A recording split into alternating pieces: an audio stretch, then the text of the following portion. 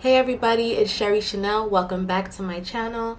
In today's video, we are going to be talking about my breast reduction and a little bit about my experience with it, the whens, the whys, and how comes.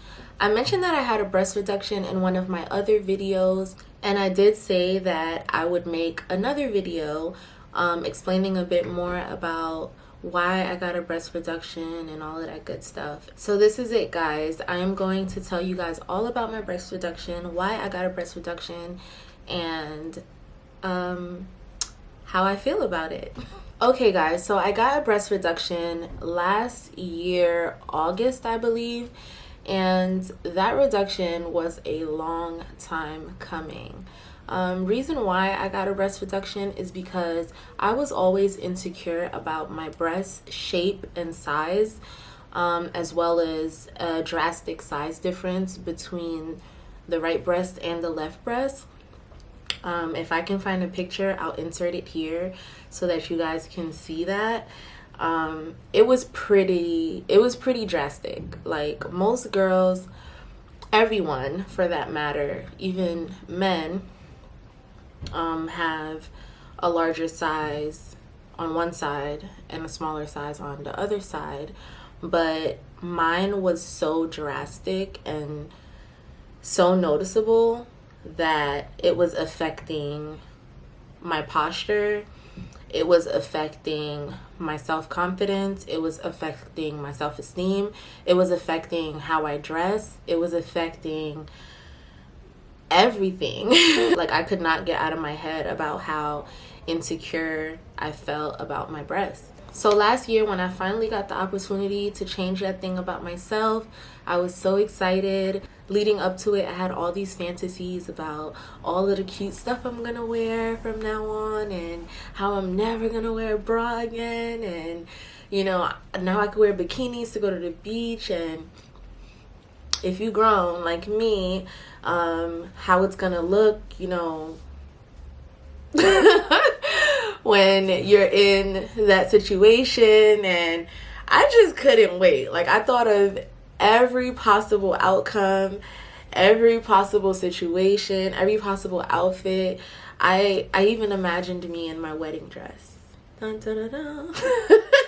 And obviously I was overthinking, but it's one of the best decisions that I have ever made. So one of the reasons why I got my breast reduction in the first place is because I had something called the asymmetry of the breast. And the asymmetry of the breast can be caused by several different things, between hormones, it can be injury, it could be a developmental problem, or it can be, God forbid, a disease, such as breast cancer. So lucky for me, it wasn't something as severe as breast cancer, which does run in my family, so it was a cause for concern. But after several doctor's visits throughout the years and trying to figure out what is wrong with me, doing my own research, and also getting, you know, second, third, fourth, fifth opinions from professionals, we all finally came to the conclusion that my asymmetry was caused by my scoliosis. I have scoliosis. I have what you call level scoliosis. So I have a C curve, and I have about a 26-degree curve. It is not considered severe. It can be painful, it can be very uncomfortable, but for the most part, you can have and live a normal life with level scoliosis. And with the degree of the curve that I have, it is not as bad or as noticeable physically. So most people can't tell that I have scoliosis, but I do, and it somehow affected the growth of my breasts. I know it sounds crazy. I hope you guys are keeping up. But once that was figured out, I figured physical therapy may help with the situation. I was taking pain medicines, I was doing exercises, I was doing pretty much anything you can think of to find comfort, to find some type of relief with my back problems. But it was affecting my posture so bad that I had a hunchback. You probably can't really tell right now because I'm sitting up so straight, but usually I have a really bad slouch, and that slouch affected my breast and the shape of my breast and everything. Where my breasts should point forward, my breasts would point down because of my slouch, and they weren't necessarily saggy because I didn't have saggy breasts. I still don't, but they actually just like pointed down, which was weird to me and very uncomfortable. I didn't like how my breasts look at all. Another reason for my breast reduction was I have naturally puffy areolas. It is a genetic thing because I've seen it in other people in my family and other women and men as well.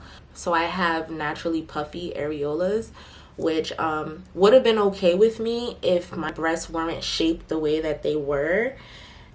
It was just like a whole bad combination. It was terrible for me. Like I honestly felt like God accidentally put the wrong breast on my body. like I was miserable. I was depressed about it. I was sad about it. I didn't wear bathing suits to the beach. When I became intimate in my younger days, when I became intimate before I knew that men didn't really care, because men could care less and honestly won't even notice if you don't tell them. But before I knew that, I always wore a bra. I kept a bra on 24/7. I slept with a bra. I did everything with a bra. These days, I do not wear a bra at all. Everything that I wear shows a little cleavage, okay? I make sure that I appreciate them as much as I can now, because I really didn't appreciate the ones that I had before. And it wasn't so much about anyone else. It was just for me. I really didn't like them for me. I felt very uncomfortable and I didn't feel good in my body with them, if you get what I'm saying. But that is why I had a breast reduction. I will definitely post a picture right here to show you guys the difference between before and now. Now, when I got my surgery in August, I met this doctor that a few people that I know personally got their breasts reduced. My breasts weren't as big as theirs, but they didn't have the same issues and concerns that I did. So when I went in for my consultation, I was a bit worried, not knowing if he's dealt with my case before, or if he, would be willing to take it on, or if he even knew what he was doing.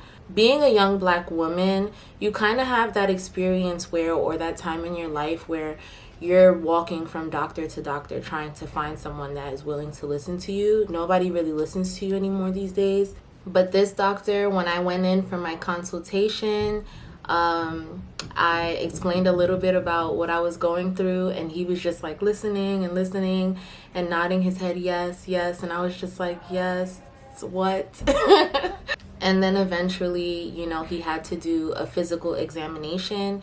I took off my bra and he was like, I can fix you. Started explaining to me what we're gonna do. We're going to reduce this breast and lift, and we're going to reduce this one and lift. And then we got into like the areolas, and what are you gonna do about my areolas because I hate them? And he was like, we're gonna turn them into quarters. And I was just like, yay!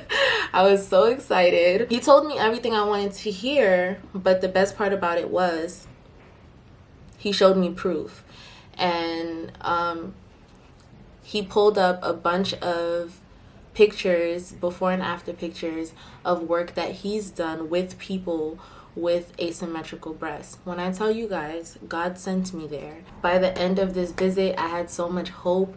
I was very happy. I just knew that this was it. My life was about to change for the better. One less problem that I ever have to deal with again.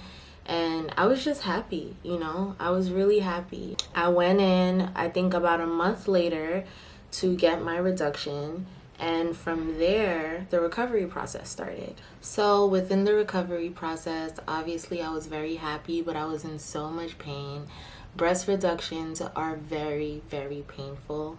I am left with a scar, which is inevitable. When you're getting a breast reduction, you are going to have a scar. There is nothing you can do about it. I mean, like, you can get injections to reduce the keloids, or you can wear like medical strips of I don't remember the name, but I'll probably post it down below, to reduce the scarring. You will have scarring around your nipples depending on what type of skin you have. I have keloid skin, so I have scarring, but it's not bad. It is very minimal, and it's actually kind of cute to me sometimes, because I would take the minimal scarring over the big puffy areolas any day.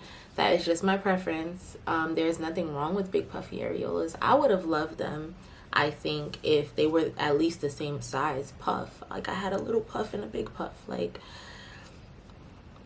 it just wasn't working for me. Anyways, recovery was brutal. I had to constantly change my dressing.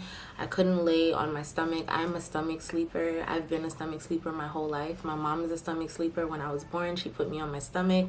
She put my brother, my sister, everybody in my house is a stomach sleeper. That was hard, because even when I was pregnant, I was able to like kind of sleep on my stomach a little bit.